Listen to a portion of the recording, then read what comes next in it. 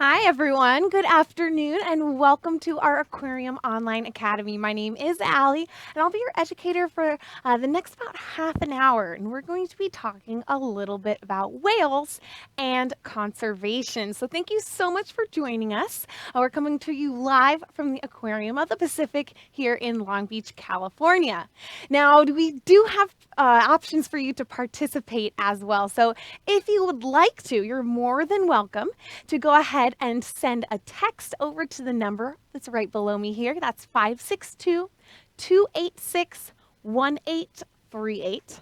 Or if you're watching this afterwards while we're not live, you're more than welcome to send an email over to live@lbaop.org. That's for Long Beach Aquarium of the Pacific.org. So we'd love to hear from you here, anything you'd like to share with us or any questions you might have. But again, we're going to be talking about whales today. So whales are some of the most amazing animals, but we're going to focus on a couple different groups and different adaptations these animals might have. So first of all, whales are vertebrates, just like us, which means that they do have that nice backbone. So you can see our nice humpback whale here. Again, they do have a backbone just like us. And we do have two kind of categories of whales. Now, today we're going to be talking about baleen whales, just like this humpback you see right here.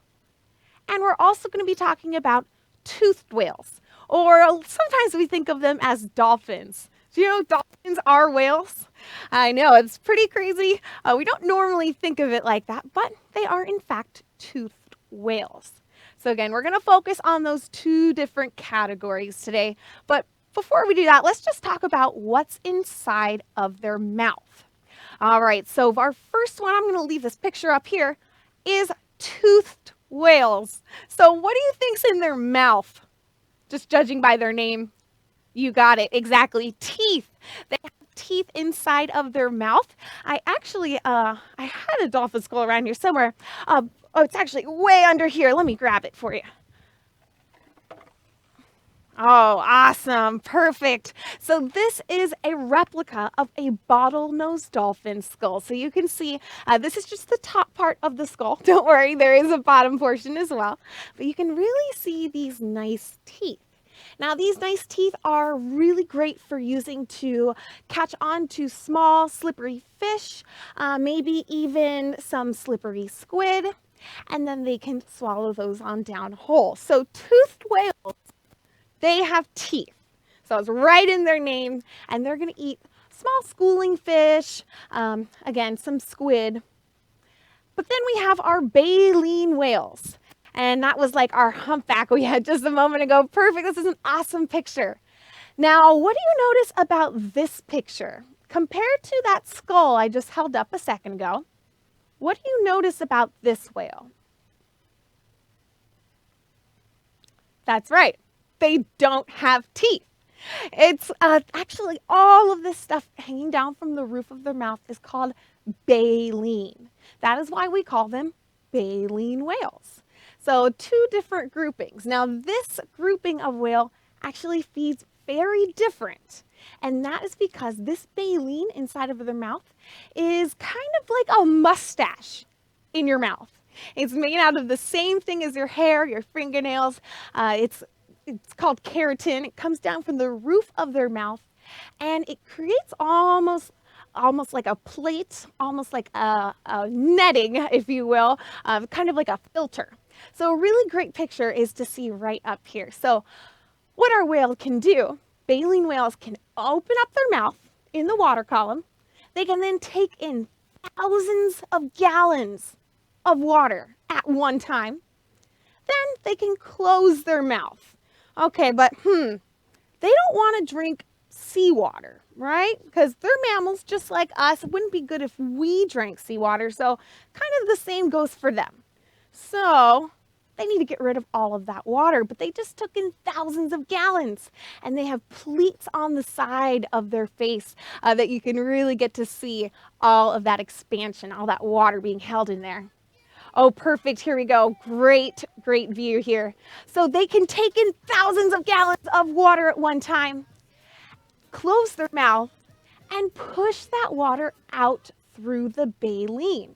So the baleen almost again works as a filter.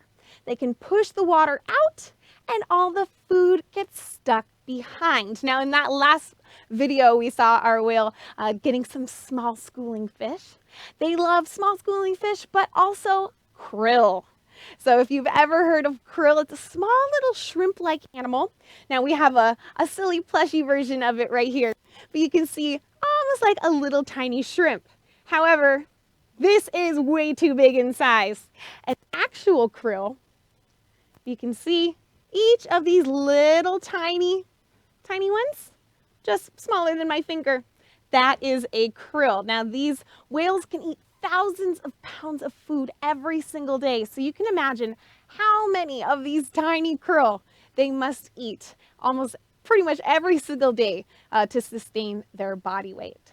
So again, we're going to go over those two differences between feeding. We have our baleen whales here, and they can eat tiny things, krill, small schooling fish, by opening up their mouths, taking in a whole bunch of water, and pushing that water out and filtering it out through that baleen. Again, this is a really good video. You can see just those pleats on the side accommodating all that water. Awesome, going up to the surface there. And then, of course, we have our toothed whales, or you might think of them as dolphins, or like our orca, our killer whale we might have here.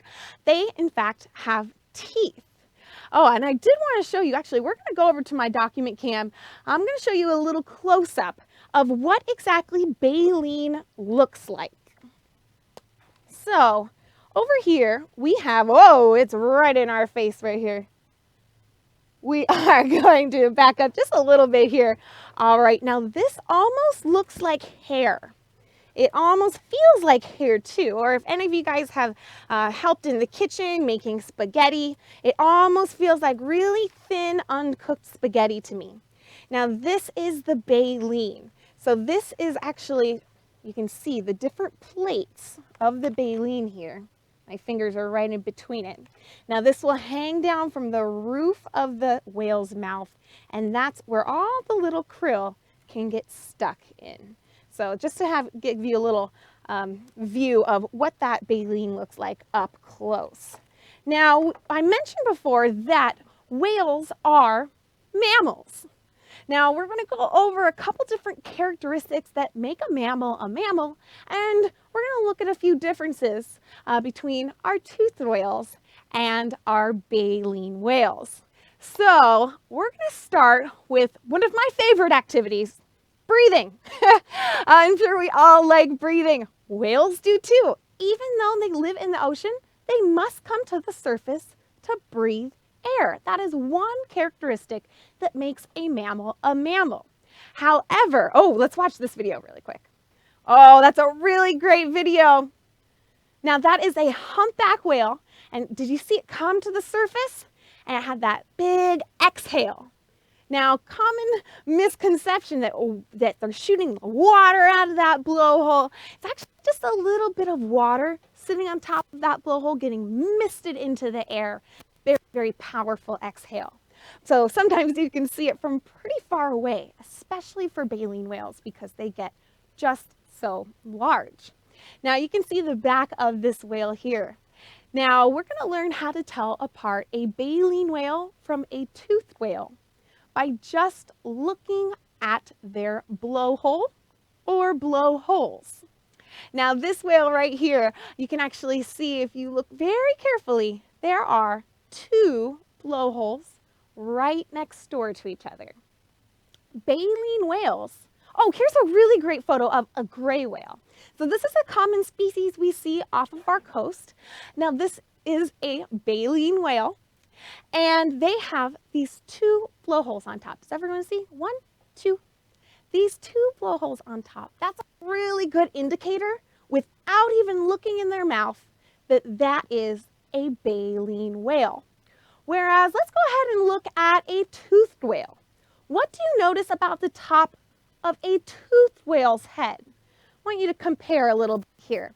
We're going to see how many blowholes they have. Now, it might be a little hard to see, but right under that water there, how many blowholes do you see? Yeah, they just have one. So a really great way, in case you see maybe just a little portion of the whale as it pops its head up to get a breath, to see, hey, let's narrow it down. What kind of whale is this? Is to count how many blowholes. If they have one blowhole, they're a toothed whale. If they have two, they are a baleen whale. Oh, so can whales breathe through their mouth? Whales, they breathe through their blowhole. So imagine if you were to take your nose and kind of stick it on top of your head. That's pretty much how whales breathe. So a really great adaptation is having that blowhole on top.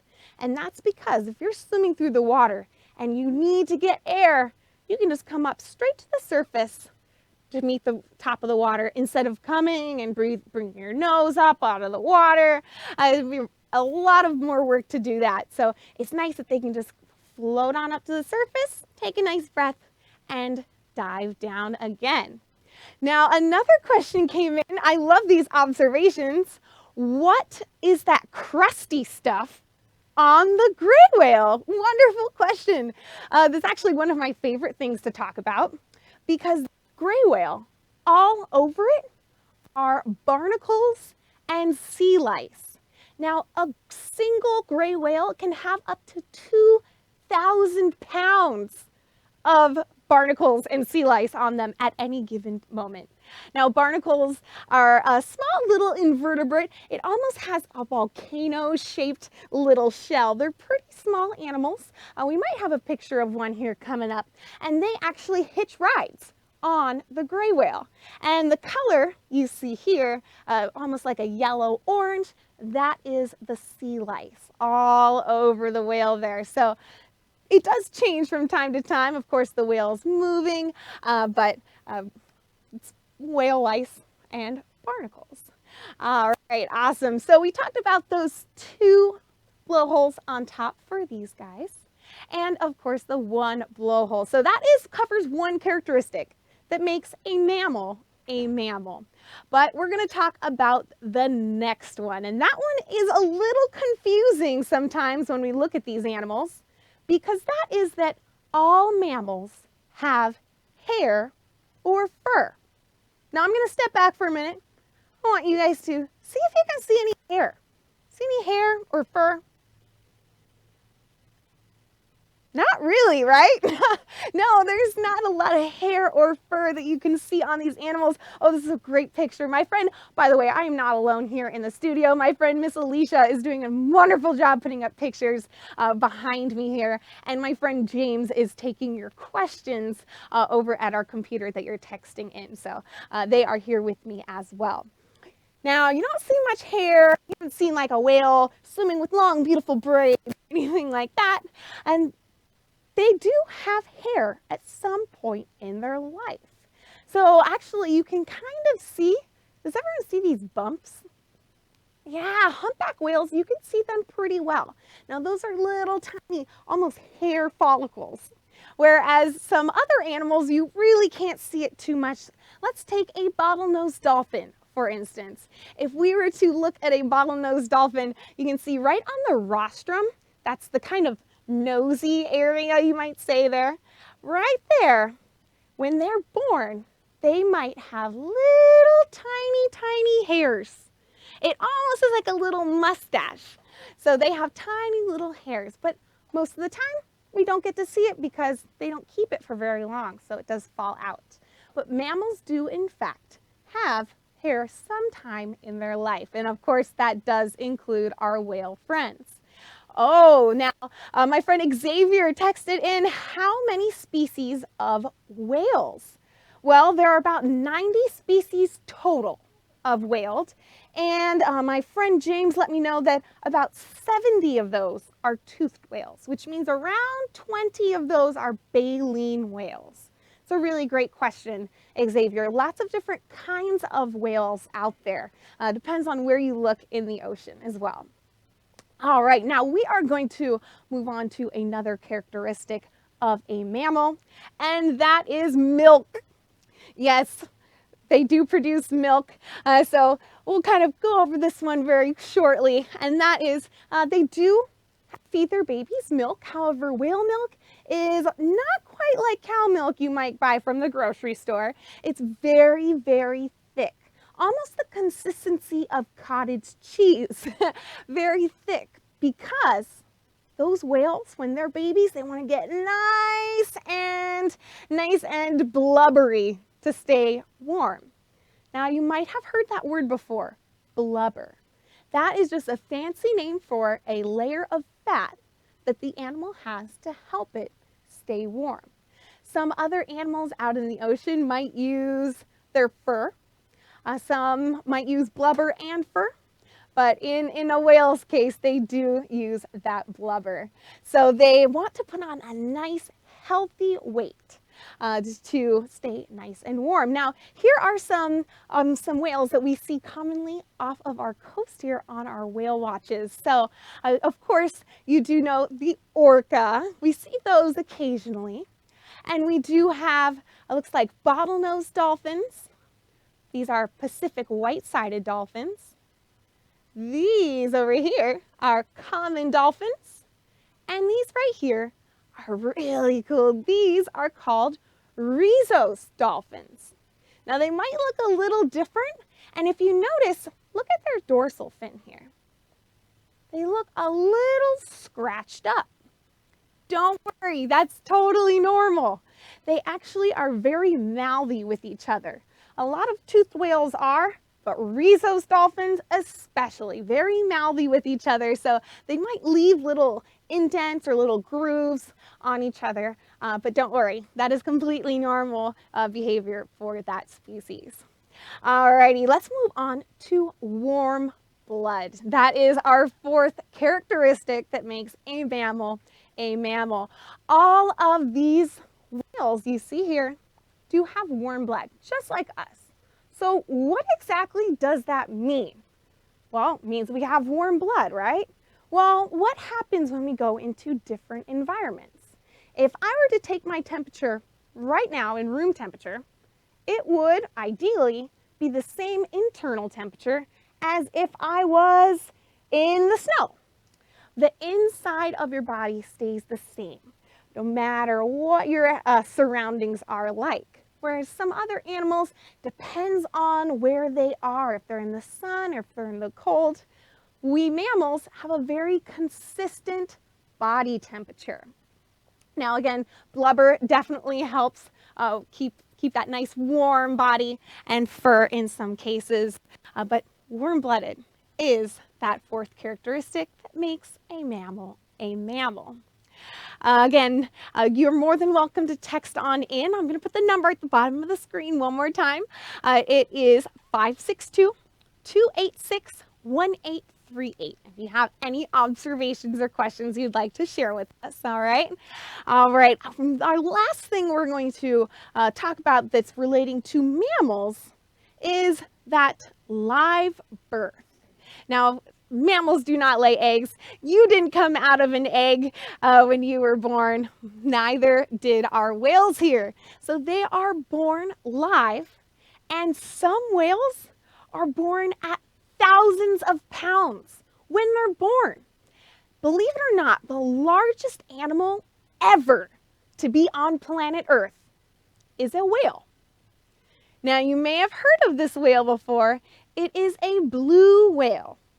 Blue whales are larger than the largest animal ever, including dinosaurs that we know of. And we actually have them off of our coast here over the summer. It's very cool. Now, these whales are born at a few thousand pounds.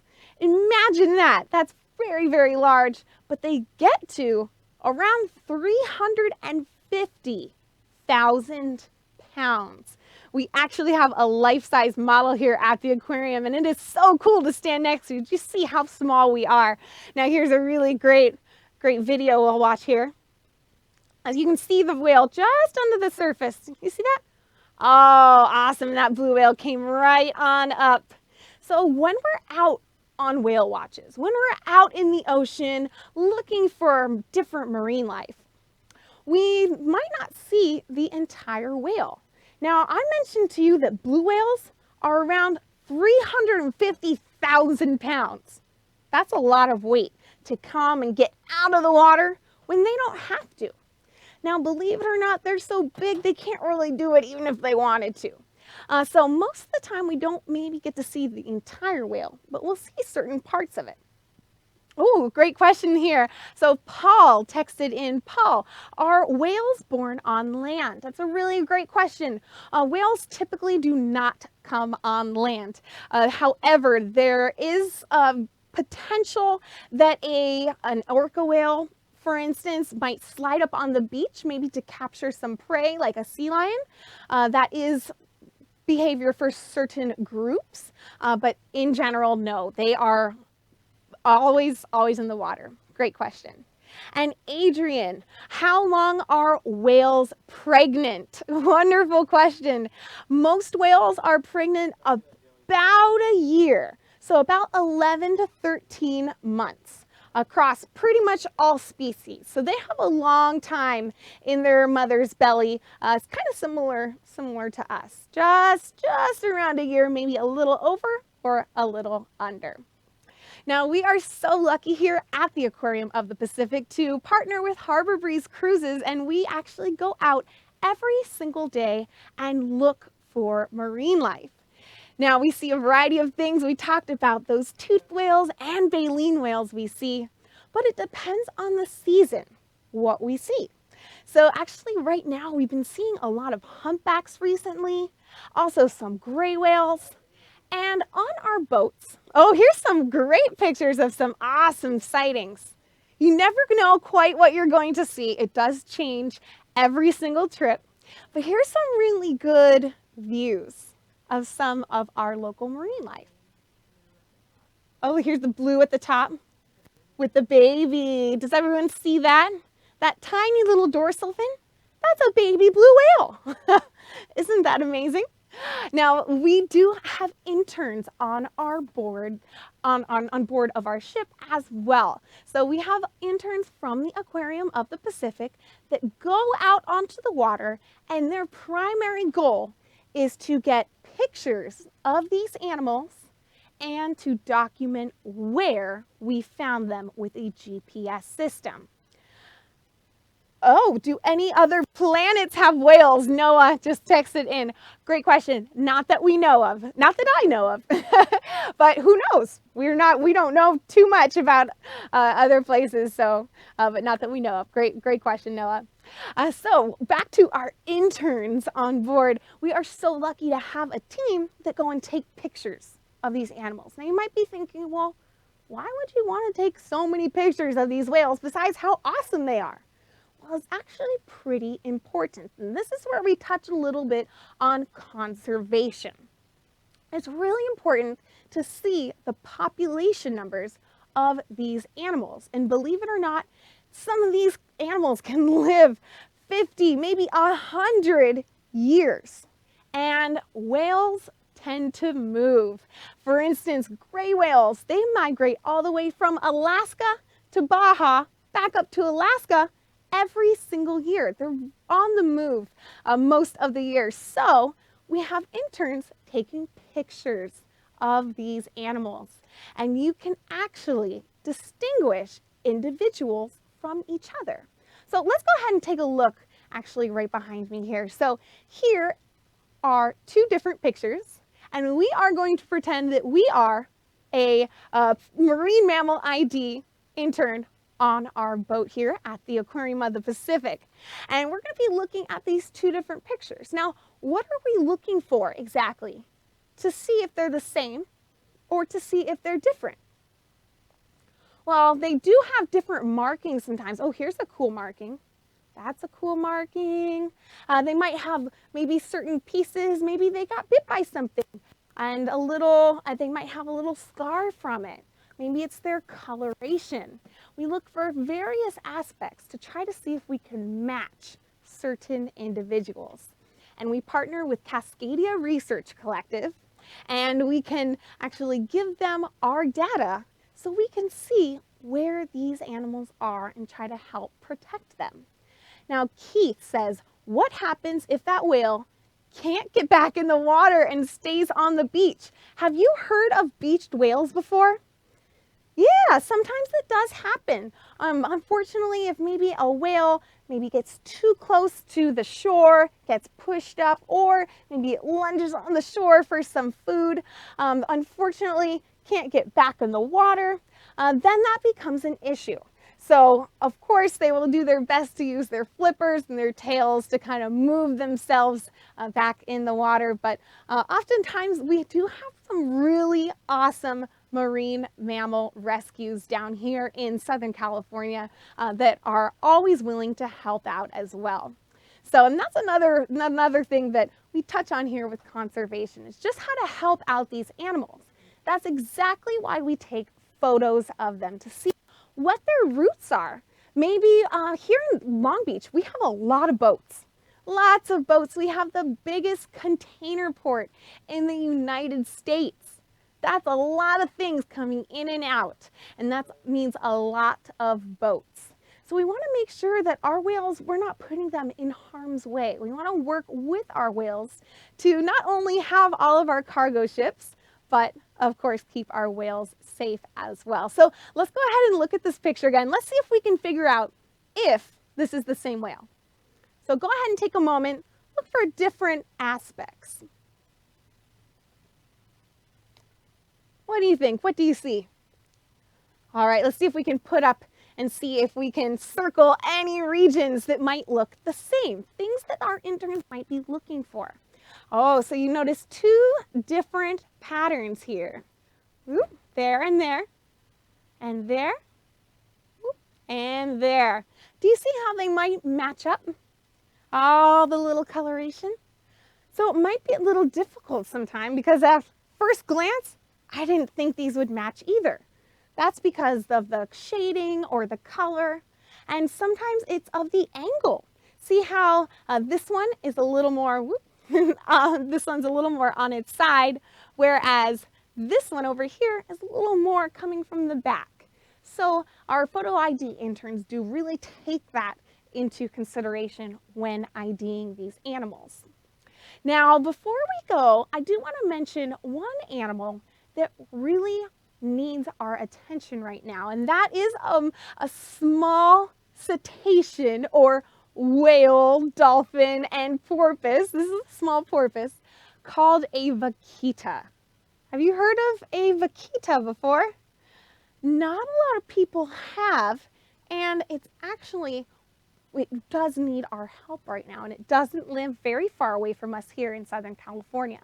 Now, this small little porpoise, you can see just how cute it is. It's just about my size, maybe a little bit smaller. So it's pretty small for a porpoise. And they are found in a small region off of Mexico in the Gulf of California. Now, what's happening is that there are nets being put out in order to catch other animals, such as shrimp, maybe other fish. And unfortunately, sometimes when you put out a net, you can't catch just one thing. And there is other things in there that get caught called bycatch. Now, bycatch are things you're not trying to catch in your net, but you happen to anyway. And unfortunately, this vaquita is one of them. Now, our very first characteristic we talked about was we breathe air. Mammals, like this vaquita, breathe air.